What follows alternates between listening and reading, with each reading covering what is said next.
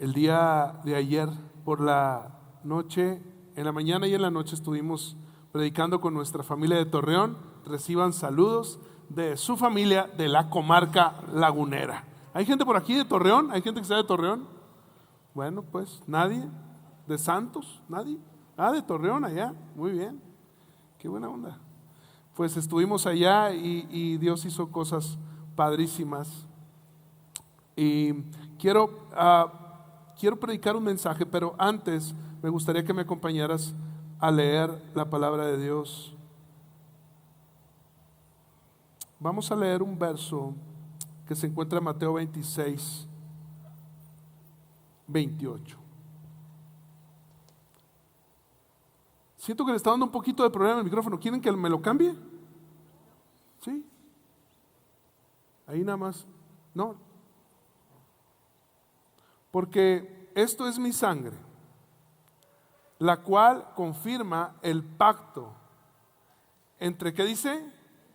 Entre Dios y su pueblo.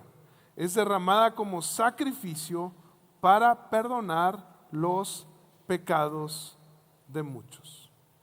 Quiero parafrasearte un poco lo que está sucediendo antes y lo que está sucediendo después de este Evangelio de San Mateo, justo en estos versos.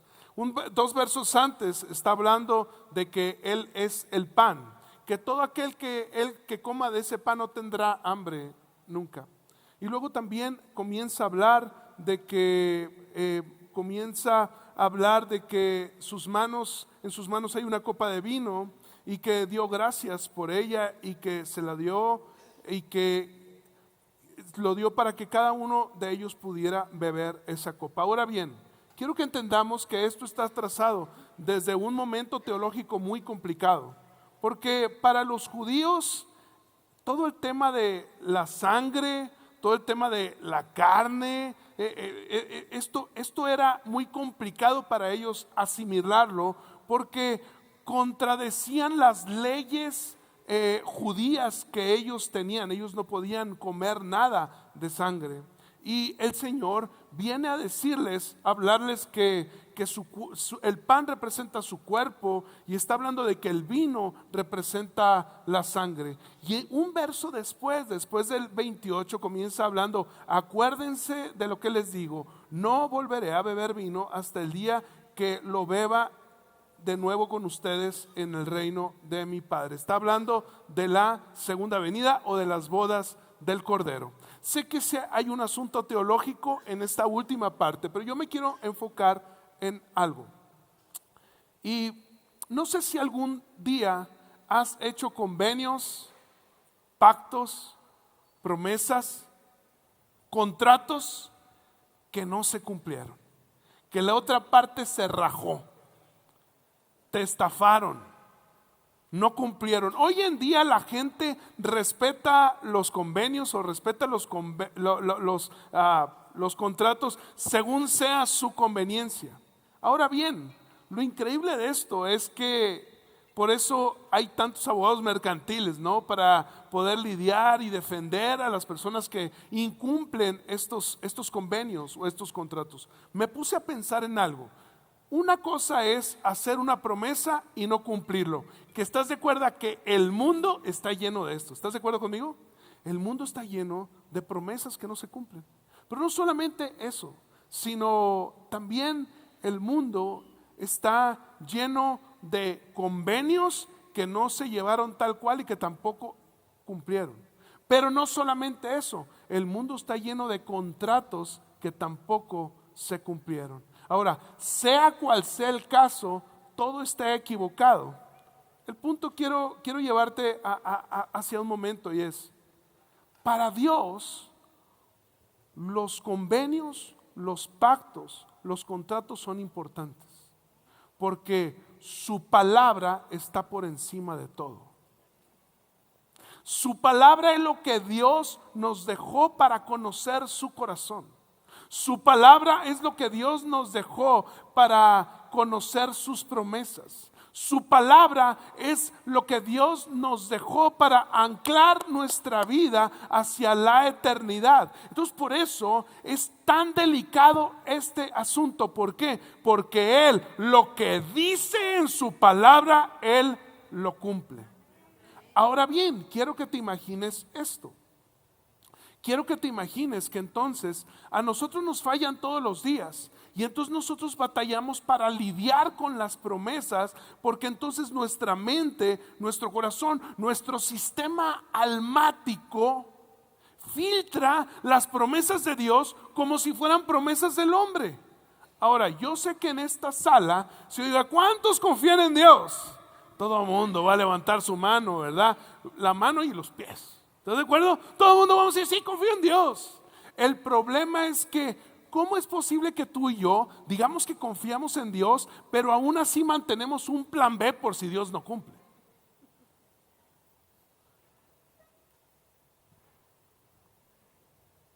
Entonces, en realidad, no es una confianza ciega. Estamos batallando. El Señor nos lleva a contrarrestar este principio con Juan capítulo 6. Y el Evangelio de Juan lo dice más o menos de esta manera. Vamos a leer el versículo 35, 36 y 37. Ayúdame a leerlo. Jesús le respondió, yo soy el pan de vida. El que viene a mí nunca, ¿qué dice? Volverá a tener hambre. El que cree en mí nunca tendrá sed jamás. Déjenme este verso en la pantalla. Voltea para acá. Ellos ya habían pasado por una temporada de milagros. Ellos ya habían visto que el Señor multiplicaba los panes. Ellos ya habían visto que el Señor convertía el agua en vino. Ellos ya habían visto que el Señor resucitaba gente. Ya habían visto que el Señor sanaba leprosos. Y les dice esto en el versículo 36. Pero ustedes no han creído en mí. ¿Qué dice?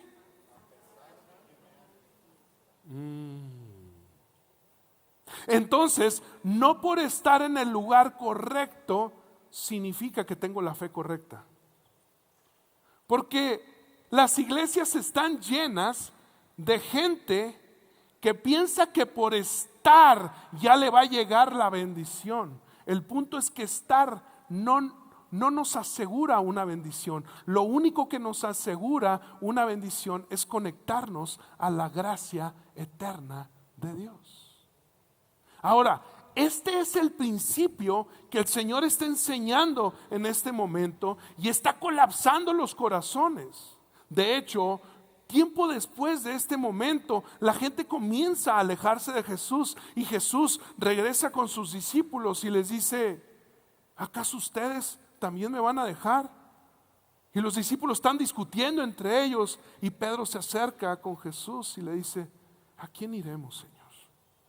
Si solamente tú tienes palabras de vida eterna. El problema es este, y es que el Evangelio está recargado en un convenio entre Dios y la humanidad, pero la humanidad incumplió ese convenio, contrato. Y al incumplir ese contrato, automáticamente la humanidad entró en maldición. Y lo que aquí está enseñando el Señor es un nuevo pacto, ya no basado en lo que nosotros tenemos para cumplir, sino basado en su fidelidad.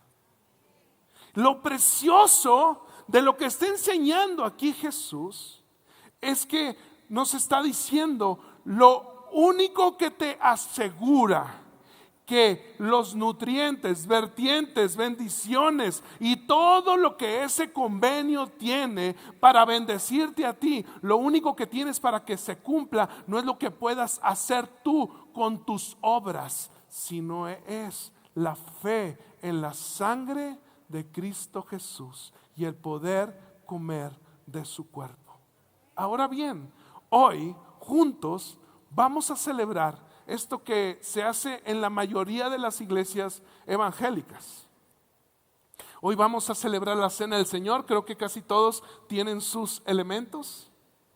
Pero quiero hablarte unos minutos antes de que lo hagamos. El proceso más allá del juguito del vino, el proceso más allá del pan y de la oblea, el proceso que no nos conecta por medio de una religiosidad, sino el proceso que nos conecta por medio de una relación. Ahora bien, ¿en dónde está el problema? Jesús acaba de hacer muchos milagros, la gente ha visto su poder, Jesús ya tenía muchísimos seguidores, pero Jesús sabe que no todos los que lo están siguiendo están creyendo en Él. Entonces, ¿qué está haciendo Jesús? El Señor Jesús les está enseñando a poder disfrutar de algo que nunca antes habían visto. ¿Por qué? Porque el peligro de toda persona que se mantiene cerca de Jesús es querer pagar la manda.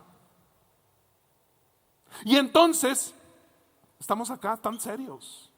Entonces, a ver, ahí te va. Entonces, oramos para pagar la manda, para que Dios me bendiga. Entonces, ayunamos para pagar la manda y para que, como una huelga de hambre, ¿no? Entonces, vamos a la iglesia para que no me caiga la maldición. Entonces, y nos acercamos como si fuera el pago de algo que hiciera deudor a Dios de bendecirnos. El punto es esto, que Dios no es deudor de nadie. Piensa en esto un minuto. Dios no te bendice porque te deba bendecir. Para que exista un convenio, un contrato, se elabora con varios elementos.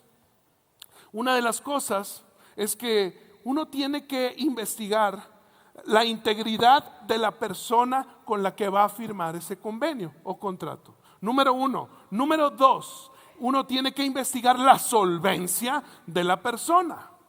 Número tres, uno tiene que saber que en ese convenio qué se espera de mí y qué se espera de la otra persona. Número cuatro, uno tiene que saber si yo incumplo, cuál será la maldición o el pago, o si yo cumplo, cuál será la bendición o el pago. ¿Estás de acuerdo conmigo? Entonces el problema es este, que en el pacto, el problema es que en el convenio que teníamos con Dios, nosotros incumplimos y entonces entramos automáticamente en maldición. Y el Señor tenía que enseñar este principio para que la gente pudiera conectarse con su gracia. Ahora bien, ¿qué es la gracia? Porque vivimos en un mundo que utiliza el evangelio a su conveniencia. Entonces pensamos que la gracia es una licencia para pecar. Eso ya lo hemos visto. Pero hay otra cara de la gracia. La gracia piensa que no importa lo que hagamos, que al cabo yo como quiera me voy a ir al cielo porque es por su gracia. Cualquiera de los dos extremos son extremos peligrosos y te voy a decir por qué. Porque lo que nos ancla al propósito de Dios y a poder tener los beneficios de su gracia no es solamente creerlo acá, porque el creer no es un proceso de pensamiento, sino es un proceso del corazón. Ahora bien, entonces, ¿en dónde está? Porque ya creo, entonces soy salvo o no soy salvo, se pierde o no se pierde. Todo está en aprender a permanecer. Dice, si permanecen en mí, mis palabras permanecerán en ustedes.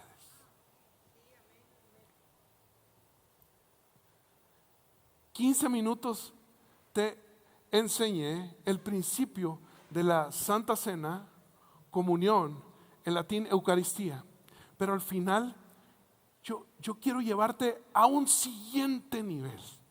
La palabra permanecer es una palabra profunda.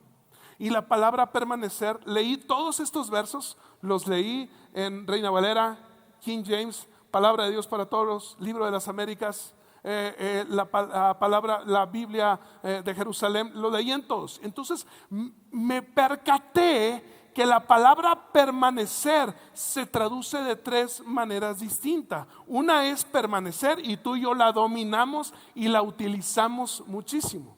De hecho, yo creo que la entendemos, pero tiene implicaciones en el original que no se pueden mostrar a simple vista. Te explico. Venga el equipo de alabanza, por favor. La palabra permanecer no solamente significa estar en el lugar correcto, sino la palabra permanecer significa aferrarse. ¿Qué es aferrarse? Y quiero que te imagines, hay un puente que está, creo, en Turquía, no estoy muy seguro, les voy a decir luego dónde está ese puente, pero hay muchos en el mundo. Es un puente que es como un puente colgante que tiene un precipicio de un montón de metros hacia abajo. Y entonces pasa un río por abajo y está bastante hondo. Y entonces ese puente la gente pasa caminando y solamente pueden pasar 4 personas, no más. Es un puente de soga y que tiene maderas abajo. ¿Han visto esos puentes? Bueno, entonces pasan 4 personas y van dos y van caminando. El tema es que cuando la gente llega a la mitad, hay anuncios que dicen no voltear a ver hacia abajo.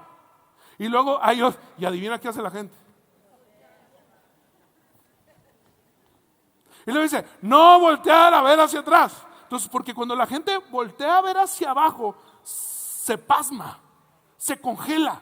No sabe cómo, como que sus sentidos comienzan a fallar y entran en vértigo y en tantas cosas. Entonces lo que hace la gente automáticamente es voltear hacia atrás. Dice, no voltear tampoco hacia atrás. ¿Adivina qué hace la gente? Voltea hacia atrás. Entonces, al voltear hacia atrás, ya están fritos.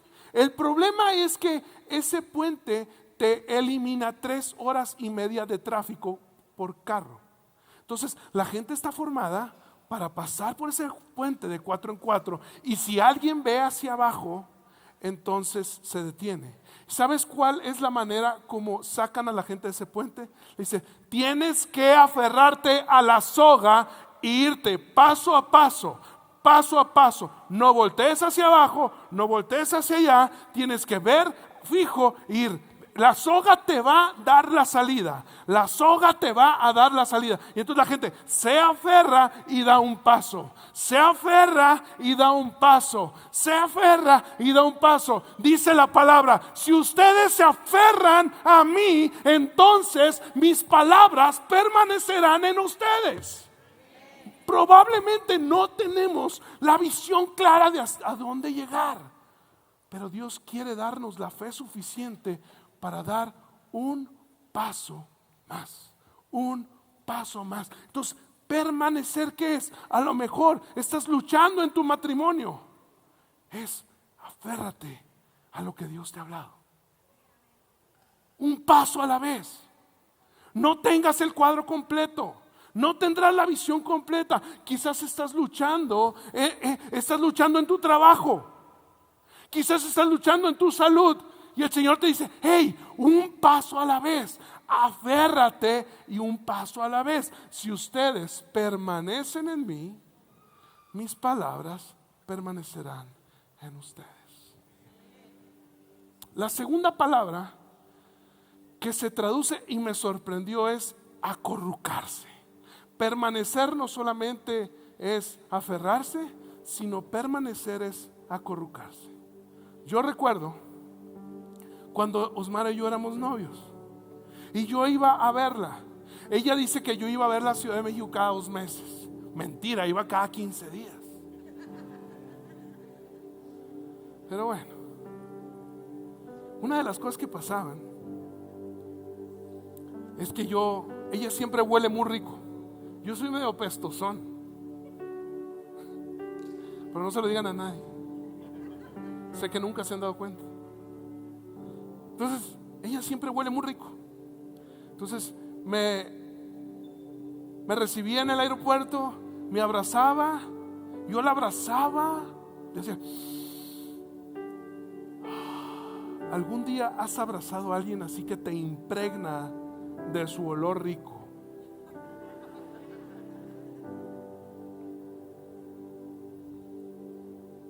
Y entonces ella utilizaba mascadas,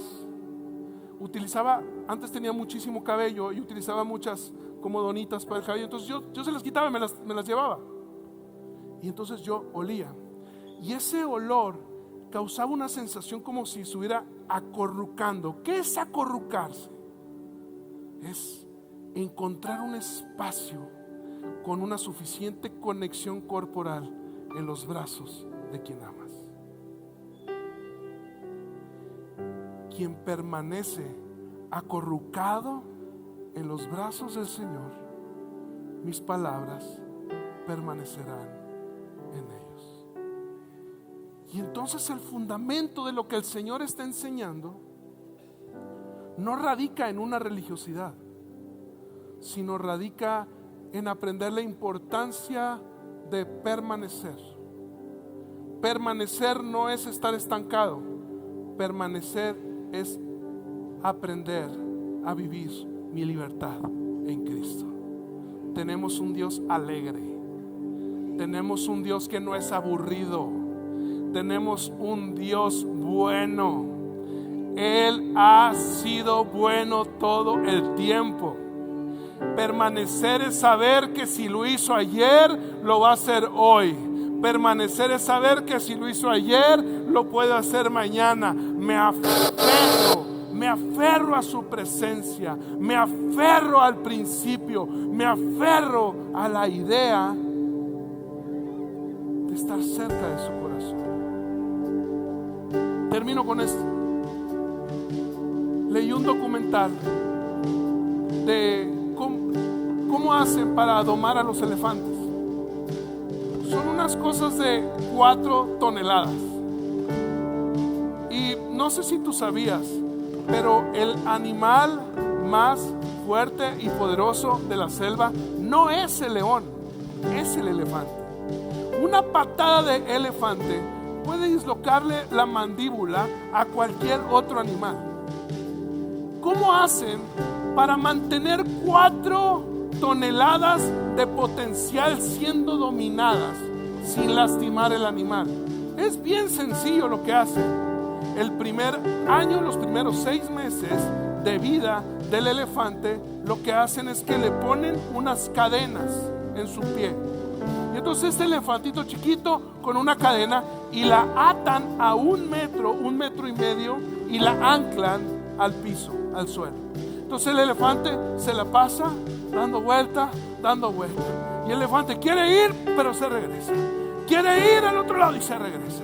Quiere ir al otro. Entonces el elefante está meses atado a 1 metro, gobernado por una cadena que no le deja hacer nada. Ahí come, ahí duerme y ahí hace sus necesidades. Entonces el elefante está acostumbrado a un nivel de vida de una atadura de 1,5 metros. Y entonces los circos agarran un chiquito de 8 años que pesa 40, 50 kilos, 9 años, y se lo llevan y le dice: papá, tráeme el elefante. Y va el chiquito, el niño, quita la cadena y se lleva la cadena, y el chiquito de 40 kilos está guiando a un elefante de 4 toneladas. El elefante lo gobiernan toda su vida con una cadena. No importa si se siente mal, no importa dónde quiere ir, él es gobernado por una atadura. Eso hace el pecado en nuestra vida. Eso hace la falta de gracia en nuestra vida. Hace que tú y yo no tengamos más vida de 1,5 metros. Pero la gracia de Dios ha venido hoy para recordarnos que Él ha venido a que tengamos vida y vida en abundancia. Él ha venido para que disfrutemos la vida. Así que tú y yo podemos disfrutar la cena del Señor y recordar que Él ha sido bueno. Quizás no estás viviendo tu mejor temporada. Quizás no estás viviendo tus mejores días. Quizás esta semana que pasó no fue tu mejor semana. Es más, quizás hoy te despertaste de malas, enojada y sin ganas de venir a la iglesia. Pero hoy Dios quiere recordarte que las bendiciones de ese nuevo pacto no son directamente proporcionales al que tú cumplas la condición, porque ahora Él cumplió tu parte y Él cumplió mi parte. Él es el sacrificio, Él es el mediador, Él es el que paga la condena si nos equivocamos. ¿Qué tenemos que hacer nosotros? Aferrarnos a la promesa del nuevo pacto en su sangre. ¿Y cómo funciona eso? Aprendiendo a tener comunión con Cristo. Hoy tú y yo vamos a celebrar la cena del Señor. Si no tienes elementos, ¿dónde está Roger? ¿Tenemos más si no tienes elementos, puedes levantar tu mano y alguien te va a llevar elementos a tu lugar. ¿Te parece bien? Si aquí están tus abuelitos, tus tíos, tu familia, vayan y reúnanse en familia. No importa que las sillas se desordenen. Vamos.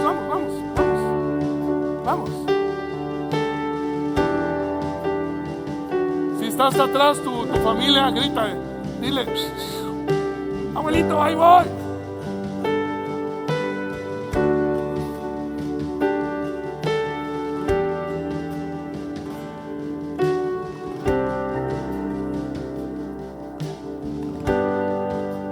¿Listos?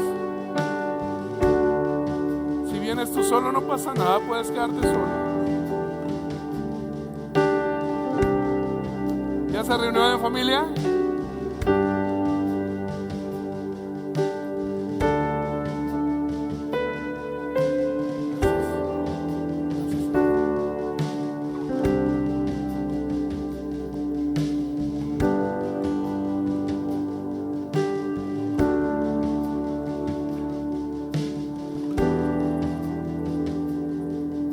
¿Sabes algo? ¿Sabes que nuestra vida espiritual no comienza con la salvación?